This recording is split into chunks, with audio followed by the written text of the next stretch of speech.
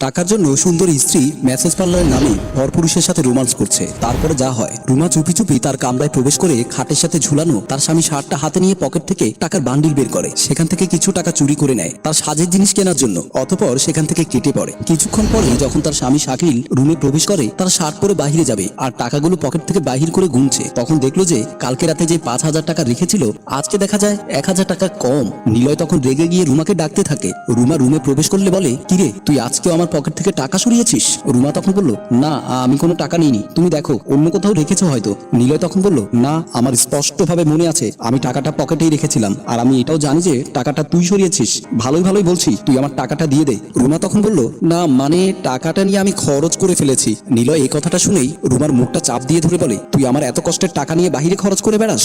রুমা তখন বলল, ছাড়ো আমাকে, আর আমি টাকা নিয়েছি বেশ করেছি। তুমি এতদিন হয়েছে বিয়ে করেছো, তার মধ্যে কোনোদিন বলতে পারবে তুমি আমাকে কিছু কিনে দিয়েছো? মেয়ে মানুষের তো অনেক কিছুর প্রয়োজন পড়ে।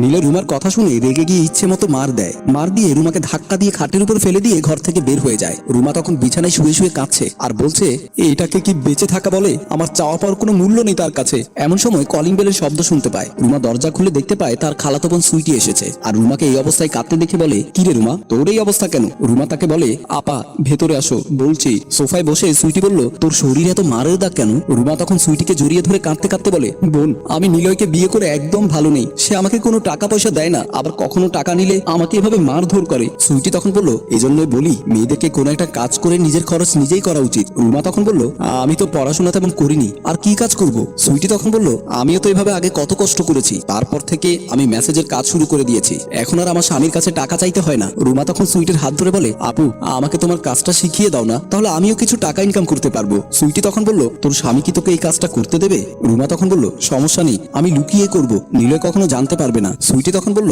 সবই তো ঠিক আছে, তবে তোর তো কোনো পার্লার নেই যে কাস্টমারকে সেখানে এনে বডি ম্যাসাজ করবি। তার থেকে যদি আমার কিছু ক্লায়েন্টকে বলে তোকে তাদের বাড়িতে পাঠিয়ে দেই তাহলে কি তুই করতে পারবি? রুমা তখন বলল, হ্যাঁ পারবো, তুমি শুধু আমাকে এই উপকারটা করে দাও। সুইটি তখন বলল, ঠিক আছে, তোকে একটা বড়লোক বাড়ির সাহেবের নাম্বার দিচ্ছি, তুই তার বাড়িতে যা। যদি একবার তার তোর হাতের বডি ম্যাসাজ পছন্দ হয়ে যায় তাহলে দেখবি তোর আর টাকার অভাব হবে না। রুমা তখন বলল, টাকার জন্য আমাকে যা করতে হয় তাই করব, তবু আর নীলের হাতে পড়ে মার খাবো না। সুইটি তখন বলল, আচ্ছা ঠিক আছে, তাহলে আমি আসলাম। পরের দিন যখন নীলে কাজে চলে যায় তখন রুমা তার নতুন করে সাজগোজ করে তারপরে আরিয়ান সাহেবের বাড়ির দিকে যাওয়ার উদ্দেশ্যে বের হয়ে যায়। রুমা তখন আরিয়ান সাহেবের বাড়িতে গিয়ে কলিং বেল বাজায়। আরিয়ান সাহেব তখন এসে দরজা খুলে দেয় আর রুমাকে দেখে অবাক হয়ে থাকে আর বলে, এত সুন্দরী মেয়ে, কে তুমি? রুমা তখন লজ্জা পেয়ে বলে, আমাকে সুইটি আপু পাঠিয়েছে বডি ম্যাসাজের জন্য।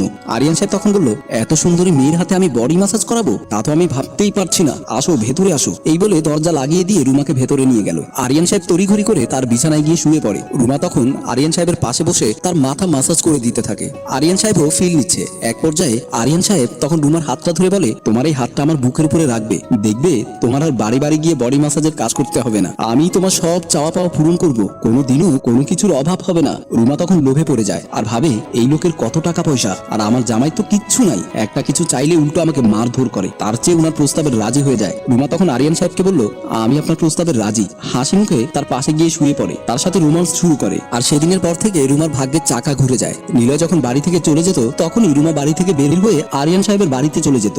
এদিকে নিলয়ের মনে অনেকটা সন্দেহ বাসা বাঁধছে, কারণ রুমা আগের থেকে এখন অনেক সুন্দর সুন্দর জামা কাপড় পরে। আর নিলয় জিজ্ঞেস করে, এইসব কোত্থেকে পেয়েছো? তখনই রুমা বলে, আমার বাপের বাড়ি থেকে দিয়েছে। সেদিন যখন নিলয় বাড়ি থেকে বের হয়ে যায় রুমাও তার পিছু পিছু বের হয়। নিলয় আড়ালে দাঁড়িয়ে তা লক্ষ্য করে আর তাকে ফলো করতে থাকে। কিছু দূর গিয়ে যা দেখলো তাতে তার পায়ের নিচের থেকে মাটি সরে যাবার মতো অবস্থা। রুমা একটা বাড়ির সামনে গিয়ে কলিং বেল টেপে তারপর বের হয়ে আসে একজন মধ্যবয়স্ক লোক। রুমা তাকে দেখা মাত্রই জড়িয়ে ধরে। নিলয় আর সহ্য করতে পারছিল না, মন চাইছিল এক্ষুনি দুজনকে খুন করে ফেলে। তারপর নিজেকে সামলে নিল, ভাবলো দেখি এর শেষ কোথায়। আর তখনই নিলয় দেখলো যে আরিয়ান সাহেব তাকে নিয়ে ভেতরে চলে গেল, কিন্তু দরজাটা লক করতে ভুলে যায়। নিলয়ও সেই সুযোগে তাদের পেছনে পেছনে বাড়িতে ঢোকে আর দেখতে পায় যে রুমা আর আরিয়ান সাহেব একসাথে অন্তরঙ্গ অবস্থায় শুয়ে আছে। নিলয় এসব দেখে নিজেকে সামনে রাখতে পারে না, তাহলে রুমা টাকার জন্য এসব করে বেড়াচ্ছে। নিলয় তখন আর কিছু ভাবতে পারছে না, আর কি ভাববে? রুমার এই কাজের জন্য সে নিজেই দায়ী, কারণ রুমা যখন কিছু চেয়েছে তখনই সে না করেছে। যদি কোনোদিন পকেট থেকে না বলে টাকা নিয়েছে তখনই ধরে শক্ত মায়ের দিয়েছে। কোনোদিনও তার মনে চাওয়া পাওয়ার কথা জানতে চায়নি, তাই এখন কিছু না বলে কাঁদতে কাঁদতে সেখান থেকে চলে যায়।